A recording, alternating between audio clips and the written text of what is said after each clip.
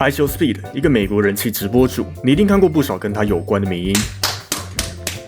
前阵子他开始了一场中国各地巡回之旅，跑到北京、上海、成都、重庆，还有其他地方。每当他踏足一个城市，周围自然围上大量粉丝，或是纯粹想玩梗的人。他甚至跟田一鸣合唱的 Super I。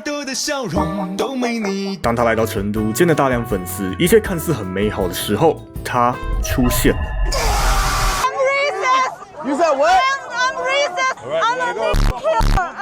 这名桃警 cosplayer 直接在 Speed 面前大喊了 N-word。Speed 与中文连结其实挺深的，包含阳光、彩虹、小白马。这也是为什么 Speed 去中国之前特别说他想要见阳光、彩虹、小白马的作者大张伟一面。如果你去观察先前 Speed 与 N-word 相关的片段，通常他表现出来的更多是暴跳如雷啊，情绪激动啊，你知道，综艺效果。但在这段王小桃与他正面冲康的片段，他没有这种反应，感觉起来他是真的觉得很困惑。之前我讲另一部桃警 N-word 的影片里面有提到，我要先说，毕竟这种种族歧视的梗本身就是可能会冒犯到人的黑色幽默，这就像一个随时可能破掉的泡泡一样，大家拼命吹气，用手戳，直到它再也承受不住压力，最终导致破裂。很多地狱梗的一生都差不多遵循这个套路，所有人都一直在踩他的底线，直到他破裂的那一刻，反抗潮随之而来，最后地狱梗消亡，成为禁忌话题。有不少人说，如果一开始 Speed 能知道上下文，至少能够认出角色的话，也许场面不会那么难看。当玩家硬塞一个有接触档案或是认识桃警才知道的梗给一个状况外的人，当然很傻。What the f is this？ 拿我之前影片里提到的，问一个没有玩档案的人对Momoe的印象是什么，通常脱离不了这句话的前提是你要知道桃警是谁，你不知道那哪来的印象？当然会有人反驳说啊，之前桃警 N-word 就有出现在Speed 的直播里面，他当然看过啊。对，前提是他要记得。我们很常看到 Speed 先前对不少种族笑话的反应，这些笑话源自于很多人用很多方法传进 Speed 的眼里，但全部归类在一起，他们就是种族笑话。阳光、彩虹、小白马算是目前最突出、最独树一格的梗，甚至红到被 Speed 记住。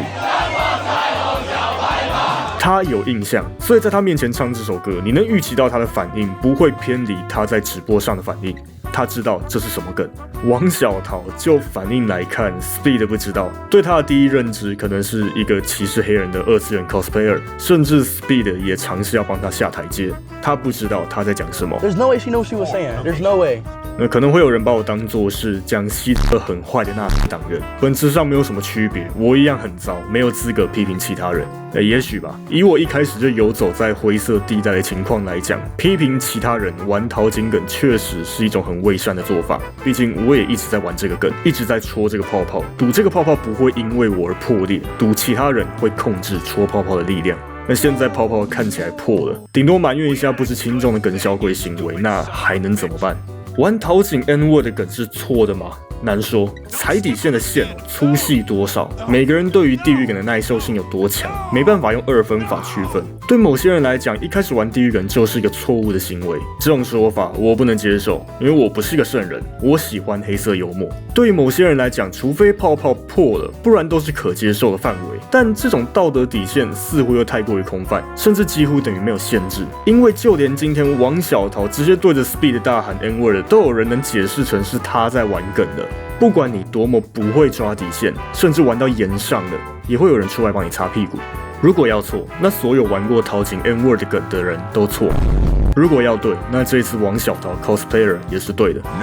就像我之前提到的，玩黑色幽默会被部分人批评，这是可预期的，但也不代表我们可以仗着黑色幽默撇除掉所有批评的声音。我不是圣人，我喜欢黑色幽默，也正因为如此，我更应该要仔细观察自己身处什么位置，照事情的发展决定什么时候要收手比较好。好吧，所以以后还能继续玩桃警的 N-word 梗吗？我不知道，但就是下一次看到泡泡，还是戳小力一点吧。